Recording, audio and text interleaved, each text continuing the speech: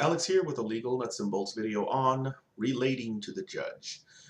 Initially, all I was going to cover was an issue that someone brought to my attention where they wanted to send a letter to their judge, or they wanted to like write out a statement and sort of appeal to the judge in a way, in a more personal way, as to what type of person they were and what their motives were and why they were asking for what they were asking for. And I decided that I really was going to expand a little bit past just that one specific example, because it's sort of something that I think a lot of people get tripped up with when it comes to how they see the court and sort of how they deal with ordinary people in their ordinary lives, day-to-day lives, at work, friends, family, stuff like that. So um, first off, I almost did this myself. So being a non-lawyer, representing myself, and pretty much, you hurt in the beginning, at least when you see your kid suffering. When you're suffering, you don't know what's going on. The system feels like it's unfair. You're in pain, and one of the things that could happen eventually is you just want to reach out emotionally, and I think it comes from feeling like you're misunderstood. And so you just want the judge to understand you. And like I said, I almost did this too. I wrote this big letter. I even showed it to like friends and family, and they were like, "Oh yeah, that sounds great. It's totally reasonable. It's not like weird. It's normal." Um, and then at the last second, I didn't do it, and I'm glad I didn't. Looking back, because at that time, I really didn't know what I know now. And first off, it's not going to make your case better. There's no chance whatsoever at all of doing anything like this actually making your case better. No matter how much you think it will, it won't. It might possibly make your case worse. More likely than not, what's going to happen is it's not going to have any effect or impact at all on your case, and you'll just look like all of the other pro se litigants, which, as I mentioned in my very first video, representing yourself, it's the last thing you want to do. If you want to get anywhere in the system representing yourself, you want to look as far different from all of the other pro se litigants as you possibly can. You don't want to get lumped into that group, because most of the judges, if not all of them, they are annoyed by pro se litigants. Even the ones that are good and fair, there's only so much they can take before you just lose all, what's the word? Credibility isn't the word I'm looking for. Basically, you're not going to get taken seriously, and they're going to assume that you're mad and you want some kind of relief, some kind of emotional or psychological relief from the system, and regardless of whatever it is you want, there's nothing legally that the court can do for you. And anyway, as I mentioned, letters to the court to relate to the judge, not a good idea. Don't do it. Um, Speeches to the court, same thing. It doesn't help. The only time I think that actually matters is in criminal sentencing, and that's when you sort of go into who you are, and the court can kind of decide how much they're going to sentence you to. But this channel mainly is here for people who are representing themselves in civil cases, especially high conflict child custody, so it really doesn't apply to that situation. I'm going to kind of leave that topic now and move on to the next one, and hopefully this kind of explains why I'm saying to not bother, writing a letter or making a statement to the court or trying to relate to the judge. I kind of switch between these terms, judge and court, and I should probably explain why I do that. It's better, in my opinion, to see the judge as the court, as an impersonal machine. And this doesn't sound good, but the way that most of us interact with other people when we're trying to, I don't know, say, when we're trying to express what struggles we're going through or explain our problems or ask for relief, the way that we try and do this with ordinary people is we try to come off as a good person. We try to make a positive impression. And ultimately, the person that you're communicating with is going to make a decision based on, how much they like you and whether they think you're a good person. A lot of times when you see people that are like facing criminal charges and they're in the news or something, their friends and family will say things like, "I can't believe they do that. That's not something they would do." And that kind of gives you a clue or a hint as to how we interact with people ordinarily. We try to think of what kind of person they are in accordance with how they act around us. And based on what kind of person we think they are, that is going to give us an idea as to what they would or wouldn't do. And the court system doesn't work that way. The judge isn't there to decide whether or not you did something based on how you're acting in front of them in the at the hearing, um, or when you're communicating with the judge. The judge is there to decide legal issues, not based on the facts as to how they think you are when you're communicating right then and there in the court, but based on the facts that are relevant on the things that you have done. And this is not often how we interact with people ordinarily, like with friends, family, and coworkers. I mean, think of the last time you tried to ask for help from somebody and they actually said, you know, what's your proof? What's your evidence? What happened? Most people don't go into detective mode when you're trying to talk to them, when you're crying out for help. Most people try and judge what kind of person they think you are and try to help you. And that's often how we try, at least in desperation, to relate to the court. We don't see the court as a machine that is there to dispense justice. We see a judge in robes, we see a person, and we want to deal with this problem the same way we deal with all other problems. We want to have this person on our side. We want to make them like us. And we want to hope that this judge, this person, is going to decide that they like us. And because they do, they're going to believe everything we say, and that all of the accusations that are horrible could not possibly be true, because since they like us, we wouldn't do those things. That's not how it works. And in fact, this ends up being a lifesaver when you're dealing with a high conflict child custody ex, especially if it's a personality disordered one.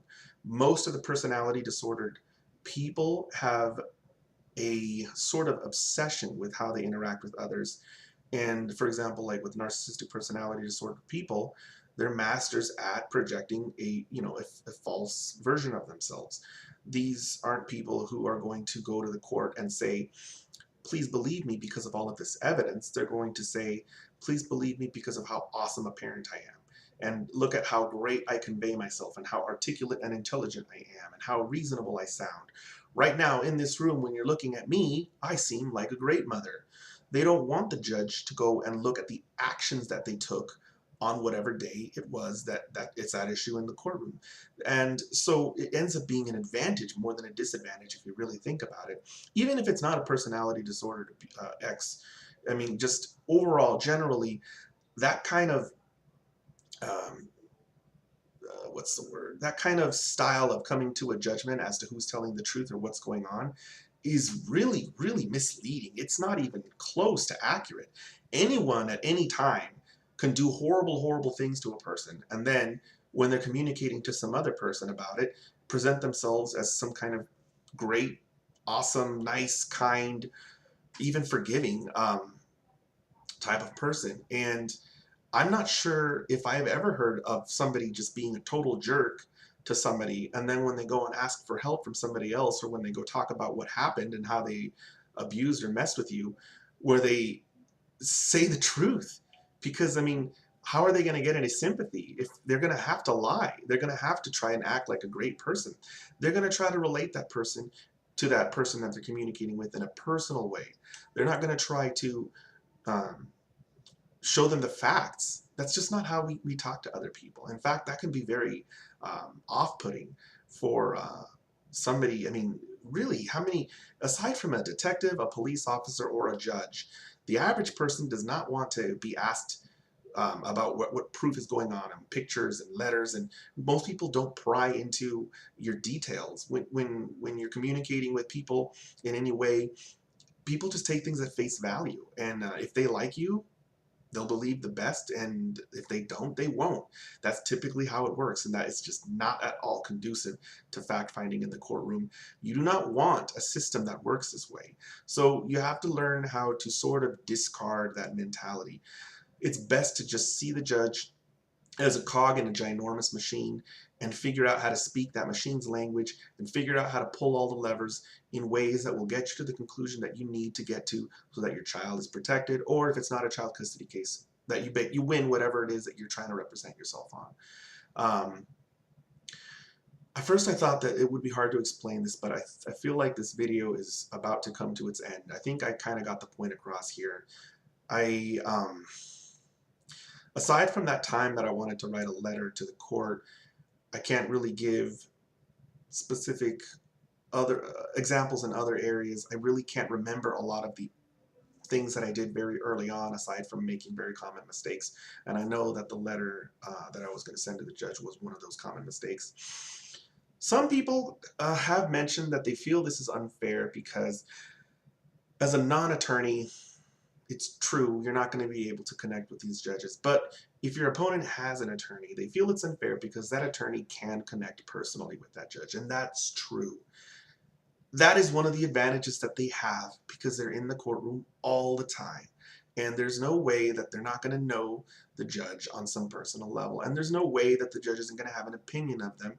And in all but the best cases, the best circumstances when it comes to the ability of a judge to sort of disconnect from that bias, it is going to have some impact. And I feel like in my case, my ex's attorney, and I know this now in hindsight, at the time I didn't even think this way, but in hindsight looking back, my ex's attorney and my first judge definitely had a relationship, not like a romantic one, but they knew each other and they probably thought very positively of each other. And I do think in hindsight, looking at the things that my judge ordered and looking at the way my judge dealt with certain conflicts, that did impact his decision making, and he did ultimately recuse himself. Now, he didn't put that in there as a reason, but I mean, I think in the end he did realize that he was probably not the best judge for my case, and he probably did realize that he was making some really weird decisions when they were looked at by the Supreme Court and by my second judge. My second judge was quite appalled with, at the very least, the midnight exchanges appalled my second judge. Anyway, I don't know what to tell you. It's just one of those things that's going to disadvantage you if you're representing yourself, but you can overcome it. The way I overcame it was I took things over his head. I filed appeals, and when it came to how he dealt with a restraining order, I filed a petition for writ of mandamus in the Supreme Court. So whatever relationship my ex's attorney had with him, she did not have with the Supreme Court. And I can guarantee you it's going to be a lot less of any kind of issue when it comes to appealing to the Supreme Court. Those judges are so far up high, they don't have close relationships with as many attorneys as those little, those smaller district court judges and justices of the peace will have. It's a great way to disconnect your issue that you're appealing from all of the emotion and all of the nonsense and all of that, and just have a panel of justices look at it as fairly and as logically as possible, which was a huge, it was a way I overcame that hurdle. It was a huge deal in my case. You don't win 4 appeals unless you know what you're doing with the appellate process. You just don't. So I really hope that this video helps people change the way they think about the system. And like I said, you can complain about it or you can embrace it. I honestly don't think the answer to this problem is to have judges become friends with the litigants and like them. That's not what you're there for. You don't want your judge to look at your ex and decide they seem like a good person, so they wouldn't do what you're saying. No, you don't want the judge to do that. You want the judge to look at exactly the fact, whatever issues it is, if it's emails, if it's photographs, you want the judge to make a decision based on those emails, based on those photographs, based on the testimony of experts. You don't want the judge to look at your ex and decide, I like that person, they're honest. I don't like you, you're a liar. That's not how it works. That's not how any of us want it to work. So, like I said, embrace the way the system works a certain way. You can complain about it and get nowhere and give up, or you can figure out how it works, embrace it, and go from there. And hopefully you'll have a lot more success. And with that, I'll go ahead and end this video. It would be nice to see if anyone here has any examples as to how, if they did give the judge a speech or a letter and it helped their case. I'm all ears, but you can go back to my video, the judge does not remember you. I don't know, unless you're in like a really small town and the judge sees like 10 court cases a year, the judge isn't going to remember you anyway. So they might say something like, they might talk to you and try to connect to you and make you feel better. But honestly, they're not going to make the decision based on anything like that, any statement or speech. And even if they do and you somehow got lucky, they're going to forget who you are the next time they see you. So if you want to watch the video, the judge does not remember you. I think I cover exactly what that entails, and I know that's one of the biggest things people used to talk to me about. That people haven't brought that to me anymore. I guess people are watching that video a lot.